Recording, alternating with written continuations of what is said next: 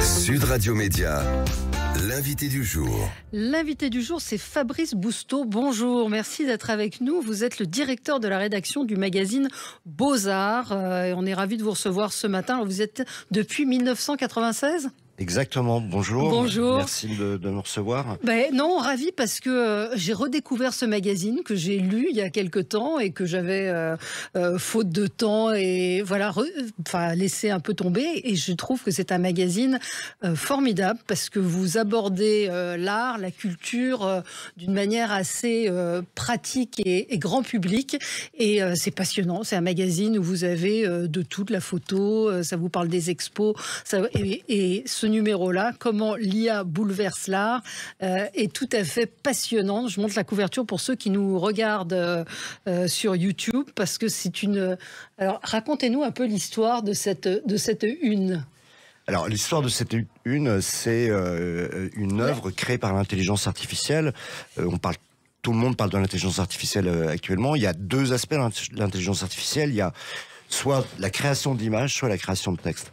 Et là, cette couverture, c'est en fait une intelligence artificielle des logiciels qui s'appelle Midjourney, où en fait, on tape ce qu'on appelle un prompt. Donc un prompt, c'est juste du texte.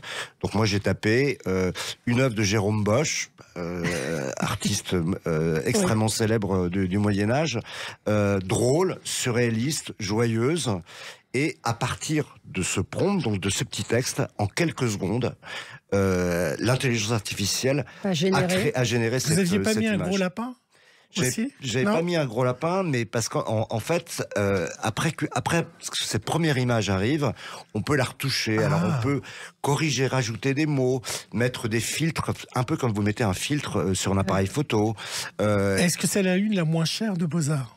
C'est pas forcément eu la moins chère de Beaux-Arts, parce que en fait le rédacteur en chef, c'est-à-dire moi, il a travaillé pendant de longues heures pour pouvoir le faire. C'est-à-dire que cette image qui paraît comme ça un peu drôle, étonnante, c'est quand même beaucoup de travail. C'est-à-dire que on peut pas dire aujourd'hui que l'intelligence artificielle va travailler toute seule. C'est-à-dire que il faut l'humain encore. Il faut des mains. L'humain. Il y a un scientifique qui est aussi le conseiller de Facebook, de Meta, qui dirige l'intelligence artificielle pour Meta, qui dit, vous savez, aujourd'hui, l'intelligence qu'on dit artificielle, elle est superficielle. Mais on estime que dans une quinzaine d'années, il y a toutes les chances, tous les scientifiques sont assez d'accord pour que l'intelligence artificielle soit supérieure à l'intelligence humaine. Et c'est là où on va basculer dans un autre monde.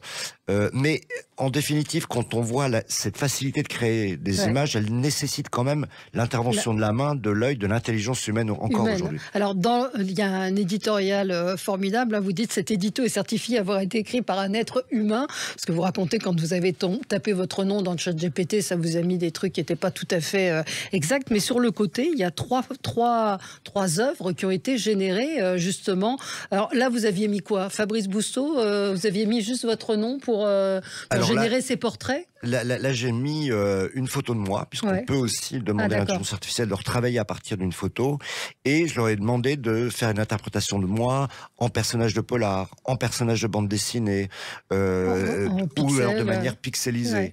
Donc on arrive à des interventions. Moi, j'invite tous les auditeurs à aller s'amuser à utiliser Midjourney, parce que ça permet de créer des représentations de soi-même, de ses enfants, de sa famille, absolument dingues. Est-ce que c'est un danger pour l'art ? Il y a tout un dossier qui est consacré justement à l'intelligence artificielle dans ce numéro. C'est domaines révolutionnés par l'intelligence artificielle. Donc on voit que ça va faire avancer certains domaines, mais il y a aussi des risques sur les droits d'auteur. Et puis, est-ce qu'à terme, les artistes vont disparaître ?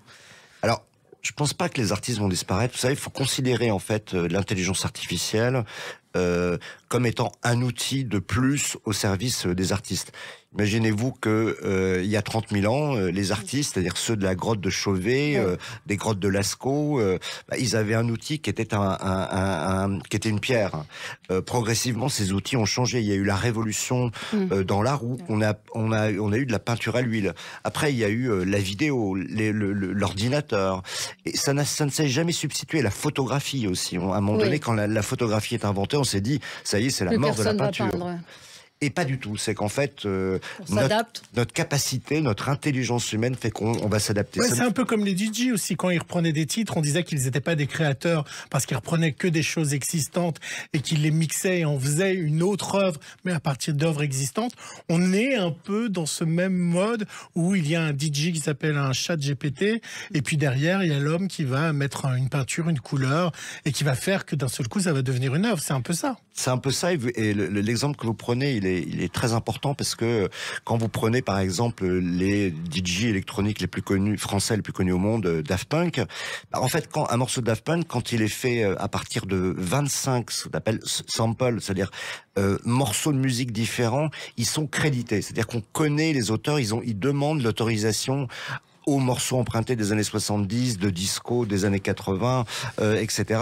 On en connaît l'origine et la source. Le problème aujourd'hui de Midjourney, c'est que si je prends 3 images de Picasso, que je les mélange ensemble, et que je fais une sorte d'œuvre qui ressemble à Picasso, mais qui est l'auteur, à partir d'un moment donné, on ne cite pas ses sources. Et c'est le même cas de ChatGPT, parce que ChatGPT, si vous demandez à ChatGPT de faire un portrait de vous-même, un portrait écris-moi en 2500 signes le portrait du maire de Paris, par exemple, eh bien, quand vous faites l'essai, vous allez avoir des textes très différents, qui vont sembler crédibles, mais dont beaucoup des informations, la date de naissance, le lieu de naissance, ce qu'a fait le maire en question, vont être fausses, mais vont sembler vraies. Et c'est la différence avec Google. Quand vous tapez le nom de la maire de Paris, eh ben, vous avez Google cite ses sources. Aujourd'hui, on ne cite pas les sources. Et à mon avis, il va y avoir, dans très peu de temps, au niveau européen, mais mondial, l'obligation que ces intelligences artificielles... Mais ça reste de l'art. Leur source. Ça reste de l'art, oui, parce que tant que l'être humain intervient dessus, aujourd'hui, ça devient un service pour les artistes. Mais ça devient aussi alors, par exemple, si votre une que Valérie a montré était un tableau, comment on l'évaluerait ? Parce qu'on ne peut pas évaluer le trait de l'artiste, on ne peut pas évaluer les couleurs, on peut pas... Tu veux dire évaluer au niveau financier. Oui, bien sûr. Alors, au niveau financier, vous savez, il n'y a qu'une règle. La rareté. Non, même pas la rareté, c'est... j'explique toujours ça. Qu'est-ce qui fait la cote d'un artiste? C'est à partir de moment donné, on est dans cette salle-là. Je vous dis, ça, c'est une œuvre d'art, là, mon crayon. Qui veut l'acheter? 100 euros, 200 euros. À partir du moment donné où vous me dites, mais moi, je l'achète 1000 euros. C'est vous qui faites la valeur de l'œuvre d'art. C'est-à-dire que c'est le désir. Ce qui crée la valeur d'une œuvre d'art, c'est pas un tableau mathématique, c'est aucune science. C'est le nombre de collectionneurs qui veulent l'avoir. C'est le désir, et c'est là où, soudainement, une œuvre vaut très cher. Et c'est pour ça que dans l'histoire de l'art, on voit qu'il y a des artistes qui ne valaient rien de leur temps, à leur époque, et qui après valent des millions de dollars aujourd'hui. Il y a énormément de choses, je l'ai dit dans le magazine, donc regardez ce dossier sur ce que va changer l'intelligence artificielle. Ça va permettre de restaurer certaines œuvres d'art, de débusquer les faussaires. Il y a toute une série de produire de l'architecture et du design. Et puis, vous revenez sur des expositions qui sont en cours en ce moment. Il y a Manet et Degas. Et puis, ça va intéresser nos auditeurs, c'est la réouverture du musée à Castres, de ce musée Goya qui a rouvert le 15 avril. Oui, c'est un événement extrêmement important, puisque c'est une histoire assez hallucinante, l'histoire de ce musée de Castres. Donc, ce musée qu'on appelle le musée Goya, et qui est en fait un musée unique en France, qui retranscrit, qui fait une traversée de l'art hispanique du Moyen-Âge jusqu'à aujourd'hui. Il a une histoire très particulière parce que c'est un artiste absolument inconnu de Castres qui s'appelle Marcel Briguiboul, qui est né en 1837 et mort en 1892, qui était le fils d'une riche famille de négociants de Castres, et qui a été à Barcelone, à Madrid, et qui était un artiste dont on connaît encore aujourd'hui 200 œuvres avec des représentations très différentes. Et cet artiste, en fait, qui est mort assez jeune, avait acheté 3 Goya, dont la plus grande peinture de Goya de l'histoire, la plus monumentale. Et en fait, progressivement, il a donné ses œuvres à son décès. Et l'État a progressivement enrichi ce musée avec beaucoup de prêts qui viennent du Louvre, qui viennent de tous les musées de France, et qui en font un musée absolument unique dans un palais magnifique, un palais épiscopal où est également la mairie de Castres. Et on parcourt comme ça une histoire de l'art hispanique absolument géniale. Alors, je ne sais pas si vous avez vu à Amsterdam, il y a le musée Rembrandt qui, à partir de début juin jusqu'à la fin du mois de juin, qui fait quelque chose de formidable, Valérie, c'est qu'il va mettre des tatoueurs et vous allez pouvoir être tatoué d'un morceau de l'œuvre de Rembrandt qui sera unique, c'est-à-dire qu'une fois que le tatouage est fait, il ne sera jamais refait, parce que sinon on aurait... Mais vous pouvez avoir une partie de la signature de Rembrandt, vous pouvez avoir une partie d'un tableau de Rembrandt, et donc le musée de Rembrandt d'Amsterdam a annoncé ça la semaine dernière. J'ai lu cette information, vous l'aviez lu ou pas? Je l'avais vu et c'est formidable, et vous savez que le musée Rembrandt avait fait quelque chose d'absolument génial il y a à peu près 5-6 ans avec Microsoft qui avait financé. Ils ont fait le dernier Rembrandt, c'est-à-dire que Rembrandt, il y a très peu d'œuvres qui existent encore de Rembrandt. Donc en fait, ils ont enregistré dans l'ordinateur toutes les peintures de Rembrandt qu'on connaissait. Ils ont fait apprendre à la machine la manière dont Rembrandt peignait, la manière dont il représentait les personnages, et ils ont fait un Rembrandt qui serait fait aujourd'hui en 2000, c'est-à-dire des centaines d'années après la mort de Rembrandt. Ce qui veut dire que l'intelligence artificielle, peut-être que dans quelques années, on vous invitera à aller voir une exposition de la période de Picasso, non pas rose ni bleu, mais la période atomique 2030. Vous en pensez quoi de ça, justement? Cette possibilité-là. De cette possibilité-là, je pense que ça montre que la création est sans fin. Vous savez, j'ai l'habitude de dire que c'est un des slogans de Beaux-Arts Magazine, et si Beaux-Arts Magazine est devenu le premier mensuel culturel français le plus vendu, puisqu'on parle d'architecture, de design, de toutes les périodes, de l'histoire de l'art, de la mode, de la cuisine aussi, c'est parce que, je répète souvent, l'art, c'est ce qui rend la vie plus intéressante que l'art. C'est quand on rentre dans la création qu'on change notre vie. Moi, j'avais une dernière question à vous poser. Quel est le regard du patron du magazine Beaux-Arts sur les militants qui jettent de la soupe sur les œuvres?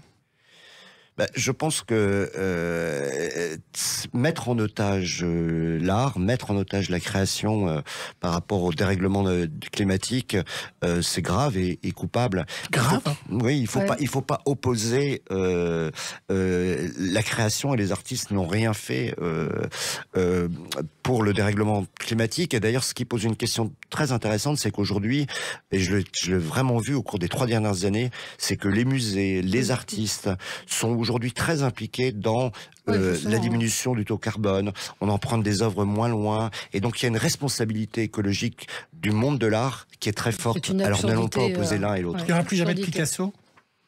C'est-à-dire de gens, ou est-ce qu'il y aura des peintres? Est-ce qu'il y a un peintre qui va rester à travers les siècles? Est-ce qu'il y en a un qui existe, un Picasso ou un Gauguin? C'est évident qu'il y en a plusieurs. Vous savez, ce qui s'est passé dans les 20 dernières années dans le monde de l'art, c'est que le nombre d'artistes a augmenté, puisque aujourd'hui l'art est devenu mondialisé.